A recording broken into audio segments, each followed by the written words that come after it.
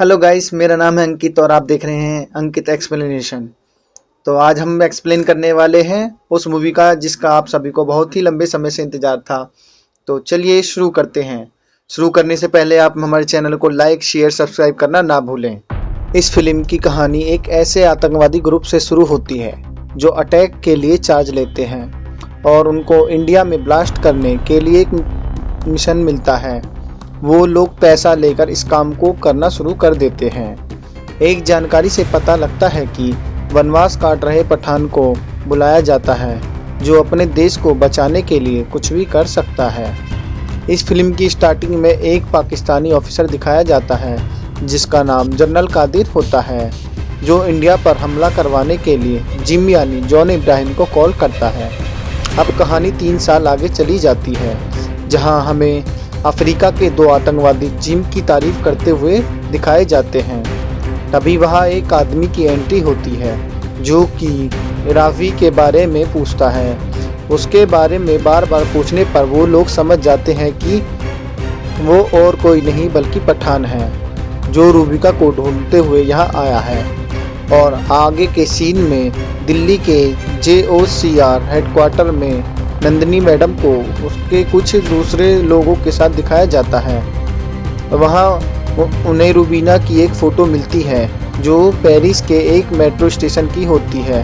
फिर वो एक एरोप्लेन में जाते हुए दिखाए जाते हैं जिसमें रो एजेंट मैडम से पूछता है कि हम पठान के लिए जा रहे हैं। पठान एक फुल टीम प्लेयर था जो 2 साल पहले म्यांमार में एक मिशन में बुरी तरह जख्मी हुआ।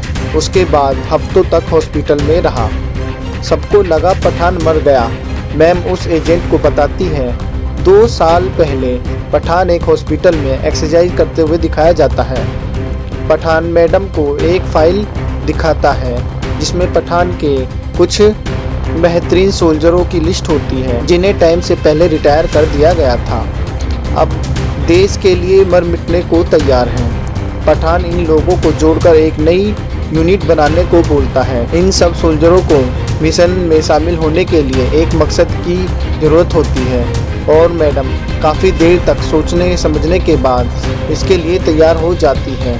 इस तरह टीम JOCR का जन्म होता है। हर वो मिशन जो देश के लिए ज़रूरी है लेकिन कोई कर नहीं सकता, लेकिन रूल के पक्के होने की वजह से कर्नल लूथरा को इस टीम से प्रॉब्लम थी क्योंकि वो रूल के खिलाफ था। वो उन्हें जोकरो की टीम को अंडे के छिलके बताता है पर मैडम उन पर विश्वास करती है और उन्हें एक डार्कनेट जानकारी से पता चलता है कि आउटफिक्स X अगले हफ्ते दुबई में कुछ बड़ा प्लान कर रहा है। इसमें हमारे 2 साइंटिस्ट इंडिया को रिप्रेजेंट करने वाले हैं। अब कर्नल लूथरा पठान की टीम को आउटफिक्स को संभालने की परमिशन दे देता है। अब आगे के सीन में जिम बड़े ज़बरदस्त लुक में दिखाया जाता है जो रोड पर खड़ा होकर एक साइंटिस्ट की कार पर अटैक करता है। फिर जिम डॉक्टर सहानी और फारूकी को अपनी गाड़ी में ले जाता है। ये सब खबर पठान को मिलती है और पठान को कार की लोकेशन भेज दी जाती है। पठान बहुत तेज़ी के साथ दी गई लोकेशन पर पहुंच जाता है। उसके बाद जिम पठान की कार को ठोक देता है जिससे पठान की कार पलट जाती है और जिम देशभक्ति की सीटी बजाता हुआ पठान के पास जाता है। यहाँ जिम अपना हेलमेट उतार कर अपने फेस पठान को दिखाता है और कहता है कि ये हिंदुस्तान के लिए मर चुका है। अपना वीर पुरस्कार भी दिखाता है और पठान को मरने के लिए कार में छोड़कर चला जाता है। पठान बहुत कोशिश करता है और खुद को और अपने साथी को बचा लेता है, लेकिन कार ब्लास्ट होने की वजह से उसका एक साथी मर जाता है। अब जिम एक साइंटिस्ट को हेलीकॉप्टर में चढ़ाता है। इतने में पठान दूसरे हेलीकॉप्टर से वहां आ जाता है और एक रस्सी के सहारे से दोनों हेलीकॉप्टरों को जॉइंट कर देता है और एक साइंटिस्ट को रस्सी से लटकाकर दूसरी तरफ भेज देता है। और उसके बाद जिम और पठान की बहुत ज़बरदस्त फाइट स्टार्ट हो जाती है। कर्नल लूथरा मैडम को बताता है कि जिम और कबीर हमारे रो के बेस्ट एजेंट थे और उन्होंने 6 होस्टेज को बिना किसी खरोच के एक्सेप्टेड किया था। उन्होंने बदला लेने के लिए कसम खाई और जिम को ढूंढ लिया और उन्होंने जिम की जान और उसकी बीवी की जान के बदले 10 करोड़ मांगे, लेकिन हम टेररिस्ट से समझौता नहीं करते। फिर आतंकवादी जिम को बताता है कि तुम अपने देश से बहुत प्यार करते हो, पर तुम्हारा देश तुमसे प्यार नहीं करता, और जिम के सामने उसकी बीवी को गोली मार देते हैं और जिम वो देखकर बहुत तड़पता है, रोता है। उसके बाद जिम इसी वजह से आतंकवादी बन जाता है। सबको लगा कि जिम मर गया, पर उसकी बॉडी किसी को नहीं मिली। सबको लगा जिम मर गया है, इसके लिए उसे वीर पुरस्कार दिया जाता है जिसे उसके अंकल ने रिसीव किया था। अब पठान लैब में श्वेता को डार्कनेट की लिंक चेक करने के लिए बोलता है। इसमें उसे एक कोड वर्ड मिलता है जो कि उसे दुबई की लाशों को आइडेंटिफाई किया जाता है, जो कि सोल्जर और सीक्रेट एजेंटों की होती हैं। उनके अकाउंट में पैसे डिपॉजिट हुए हैं जो पाकिस्तानी डॉक्टर रुबीना के अकाउंट से हुए हैं, जो कि इस टाइम फ्लाइट में जा रहे हैं। अब पठान रुबीना की डिटेल्स निकाल कर उसके पीछे जाता है, जहां पहले से जिम स्विमिंग पूल में होता है। उसके आदमी पठान को घेर लेते हैं। जिम के पास हर देश के सीक्रेट एजेंट हैं सिवाय इंडिया के अलावा।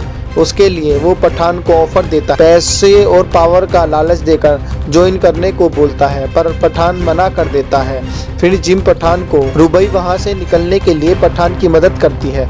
पठान के पूछने पर रुबई बताती है कि उसकी जान बचाने के मकसद बस इतना है कि आउटफिक्स जो काम अकेले नहीं कर सकता है, उसे पठान के साथ आसानी से किया जा सकता है। अभी रुबई को एक गोली लग जाती है और वो दोनों वहां से बचते हुए पानी में कूद जाते हैं। उसके बाद रुबई सोते हुए सपने में देखती है कि उसके अब्बू को टॉर्चर किया जा रहा है और वो अपने अब्बू को बचाने के लिए चिल्ला रही है।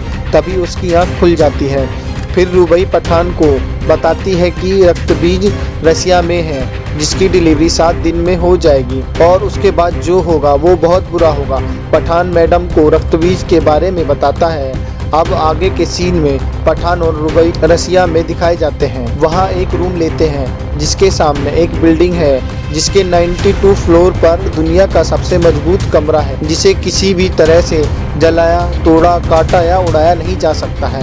लेकिन उसे खोलने के लिए एक ताला, एक चाबी अलग अलग जगह पर रखे हुए हैं जिसको उन्हें चुराना है। इस काम को करने के लिए उनके पास मात्र 10 मिनट हैं, वरना वो कमरा ऑटोमेटिक लॉक हो जाएगा। अब रुबई उस एजेंट के पास जाती है जिसके पास ताला है और उसके फिंगरप्रिंट चाहिए, और वो उसके फिंगरप्रिंट ले लेती है। उधर कैरिन की फिंगरप्रिंट पठान लेता है उसके खाने में नींद की गोली मिलाकर। आगे रुबई के पूछने पर पठान बताता है कि उसकी माँ बाप उसे एक मूवी थिएटर में छोड़ गए थे और उसकी परवरिश इंडिया में हुई है और बड़े होकर उसने इंडियन आर्मी ज्वाइन कर ली। और वो अपने पहले मिशन के बारे में भी बताता है कि अफगानिस्तान में 2002 में मदरसे के 30 बच्चों की जान बचाई। इसकी वजह से वहां के लोगों ने उसे अपना पठान मान लिया। फिर एक रस्सी की मदद से बिल्डिंग के नीचे उतर जाता है और कमरे तक पहुंच जाता है जिसका उन्हें लॉक खोलना है। ताला और चाबी जैसे ही कनेक्ट होते हैं, कमरे का लॉक खुल जाता है। फिर पठान नीचे कूदकर रक्तबीज को हासिल कर लेता है और रुबई ऊपर से रस्सी डालकर पठान को ऊपर आने के लिए बोलती है। पठान पहले रक्तबीज को उछालकर रुबई को दे देता है। पठान जैसे ही रस्सी को पकड़ता है, रुबई वापस रस्सी को ऊपर खींच लेती है। पठान को सब समझ आ जाता है कि ये सब एक धोखा है और सिर्फ रक्तबीज को हासिल करने के लिए रुबई उसका साथ दे रही थी। पठान को वो लोग पकड़ लेते हैं और हाई सिक्योरिटी जेल में डाल देते हैं। आगे के सीन में पठान और कुछ लोगों को एक ट्रेन में दिखाया जाता है और वहाँ बहुत जबरदस्त फाइट होती है। लड़ाई करते हुए पठान थक जाता है तो उसकी मदद करने के लिए टाइगर वहाँ आ जाता है। फिर दोनों मिलकर फ्रेंड्स, ये फाइट सीन बहुत ही जबरदस्त होता है। सलमान और शाहरुख यानी कि दोनों खानों को एक साथ दिखाया जाता है बड़े ही अलग अंदाज में। फ्रेंड्स, ये कहानी अभी तक पठान के पीछे चल रही थी, अब फिल्म को प्रेजेंट टाइम में ले आते हैं। पठान ने कसम खाई थी कि वो रुबई और जिम और रक्तबीज के बिना वापस नहीं आएगा और अब पठान के वनवास का टाइम खत्म हो गया है। पठान को रुबई की फ़ोटो दिखाई जाती है जो पेरिस के एक मेट्रो स्टेशन की है। फिर पठान पेरिस जाता है और रुबई का पीछा करता है और उसे पकड़ लेता है रुबई ने अपनी लोकेशन उसे खुद दी होती है जिससे पठान वहां आ सके, क्योंकि जिम ने जनरल कादिर के कहने पर एक ऐसा खतरनाक वायरस बनाया है और कुछ टारगेट सिटी खतरे में है। इस मिशन में उसके देश के करोड़ों लोगों की जान खतरे में है। इसके लिए रुबीना को पठान का साथ चाहिए। आगे के सीन में जिम दिखाया जाता है जो कि लैब में डॉक्टर सहानी से वायरस तैयार करवाता है। तभी वहां पठान की एंट्री होती है और फिर वहां भी जोरदार फाइटिंग सीन होता है। रुबई डॉक्टर सहानी से वो वायरस लेने की कोशिश करती है। जिम डॉक्टर सहानी को गोली मार देता है, पर रुबई जैसे तैसे वहां से बचने में कामयाब हो जाती है। उसके बाद ये फाइट एक बाइक राइड से एक बर्फ के पहाड़ पर होती है। वो वायरस जिम के बैग में था। गोली लगने की वजह से वायरस नीचे गिर जाता है। फिर एक वायरस की बॉल जिम उठा लेता है और दूसरी को रुबई उठाने में कामयाब हो जाती है। लड़ाई में रुबई वायरस को लेकर पानी में गिर जाती है। रुबई की जान बचाने के लिए पठान भी उसमें कूद जाता है। पठान उसे बचाकर वायरस के साथ अपनी ऑर्गेनाइजेशन में ले जाता है, जहां उसे अरेस्ट कर लिया जाता है। सारे साइंटिस्ट मिलकर उस वायरस की वैक्सीन बनाने की कोशिश करते हैं, बस उसमें सिर्फ पानी होता है। लैब में जिम की कॉल आती है और बताता है कि ये सब उसका प्लान था। उस लैब में वायरस फैल चुका है। देखते ही देखते वायरस का असर सारे साइंटिस्ट में दिखता है और वो सब लैब का दरवाज़ा बंद कर देते हैं जिससे वायरस बाहर ना जाए। तभी लैब के बाहर पठान और जनरल कादिर आ जाते हैं। तभी लैब के बाहर पठान और कर्नल लूथरा भी आ जाते हैं। तो मैडम पठान से वादा करवाती है कि जिम को भी ऐसी ही मौत देना, और सब के सब अपने मास्क उतार देते हैं और मरने के लिए खुद को समर्पण कर देते हैं। अब सारे ऑफिसर और एजेंट एक ऑफिस में होते हैं। तभी जिम की दोबारा से कॉल आती है जो 24 घंटे का टाइम देता है कि 24 घंटे में कश्मीर से सारे फौजी, तिरंगा और टैंक हटा दो, वरना इंडिया के किसी भी हिस्से में मिसाइल गिरते हुए देखो। उधर रुबई को दिखाया जाता है जिसको टॉर्चर करते हुए दिखाते हैं। पठान वहां फाइट करके उसे वहां से बचा लेता है और आगे जिम और जनरल कादिर कश्मीर ना मिलने पर मिसाइल गिराने की तैयारी करते हैं। लेकिन कादिर को न्यूज़ मिलती है कि अफगान के किसी गांव में एक अजीब सी बीमारी फैल रही है जिसके सिम्टम सेम स्मॉल बॉक्स जैसे हैं। इसके पीछे किसका हाथ है जिम जानने की कोशिश करता है। अब जिम के आदमी अफगान में वायरस का पता लगाने के लिए जाते हैं और वहां पहले से पठान होता है जो कि उनकी ड्रेस में पठान जिम के पास जाता है। फिर कादिर और जिम को पठान और उसकी टीम घेर लेती है। जिम उन्हें बातों में लगाकर मिसाइल का बटन दबा देता है और वहां से उड़ता हुआ भाग जाता है। पठान उसके पीछा करते हुए उसकी लोकेशन पर पहुंच जाता है। फिर जिम बताता है कि उस मिसाइल में भी रक्तबीज नहीं है, क्योंकि असली रक्तबीज दिल्ली के ऊपर एक एरोप्लेन में है। दिल्ली बस 6 मिनट की मेहमान है, यानी बस 6 मिनट में वो वायरस पूरे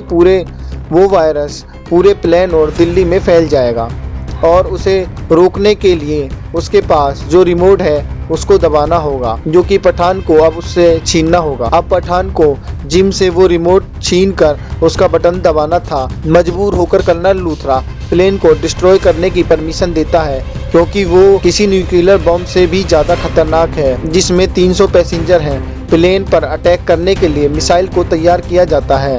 इतने में ही पठान जिम से वो रिमोट ले लेता है और रक्तबीज का टाइम 2 सेकंड पहले रोक देता है। सब बहुत खुश होते हैं और मिसाइल को रोक देते हैं। प्लेन को सही सलामत दिल्ली में उतार लिया जाता है। जिम मरने से पहले अपनी भारत माँ को आखिरी सलाम बोलता है और पठान जय हिंद बोलते हुए उसे नीचे गिरा देता है और लास्ट में पठान कर्नल से अलविदा कहता है।